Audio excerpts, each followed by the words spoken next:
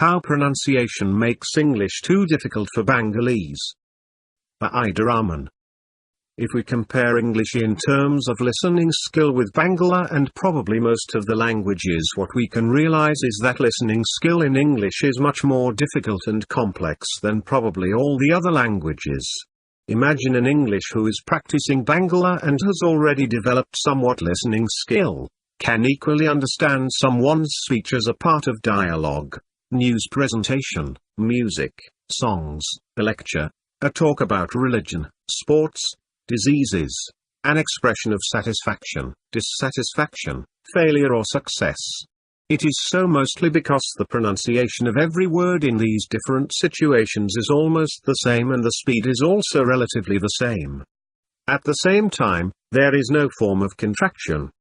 Moreover, the difference between formal and informal Bangla in conversation is almost the same whether it is a song, news presentation, dialogue in a drama or a quarrel among people.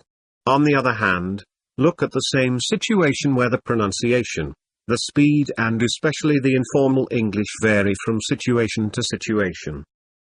An English learner finds pronunciation easy in news presentation, but the structure and the choice of words make him fail to understand the news.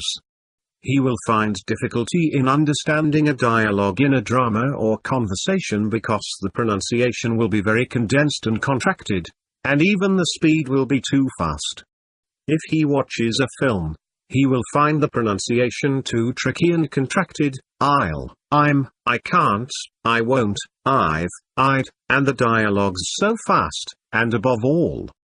Now consider English music, whether it is rock and roll or hard or soft, the pronunciation will be too tricky, muttering in pronunciation mixed with music and the use of contraction and informal language structure mixed with slangs. No matter how much he is proficient in listening to news, watching dramas or films, he will be unable to understand most of the English music.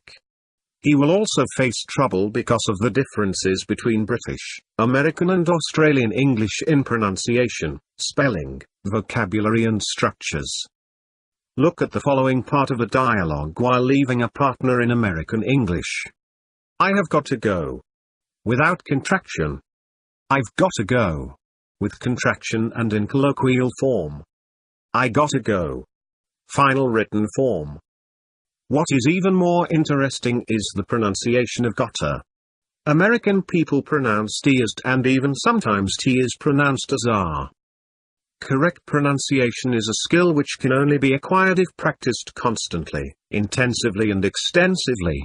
But how much practical is it to give so much time only for pronunciation when the general proficiency in English is unacceptably low, particularly in Bangladesh? For example, C is very tricky in terms of pronunciation and spelling.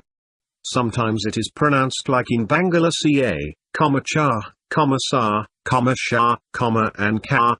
Moreover, Bangla is syllabus timed but English is stress timed. It makes English more difficult and complex. For example, Saddam, Bangla, Saddam, English, Sadam, midday, midday. Now I would like to tell a story. An Englishman just after finishing teaching English in Japan was visiting Rajshahi and happened to meet me. We became friends and spent 8 days together. Once we were talking about fruits and I asked him whether lychee, pronounced lychee, is available in England or not. He tried to recognize it but failed.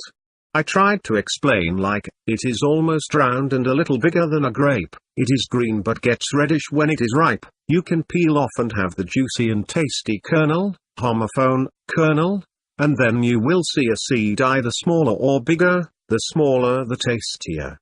Still he could not trace it. As we were walking we came across the depot, T is silent like T in debut and go. Of different fruits including liquors.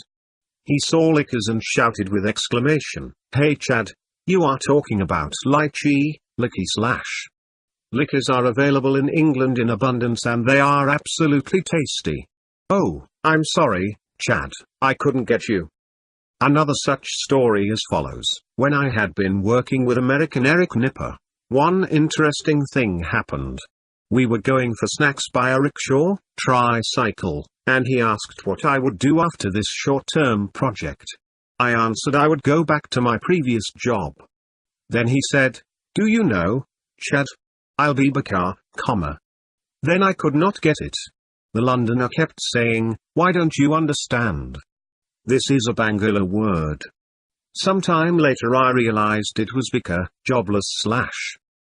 The writer is Assistant Professor of English and Director, Language Center, University of Information Technology and Sciences, UITS.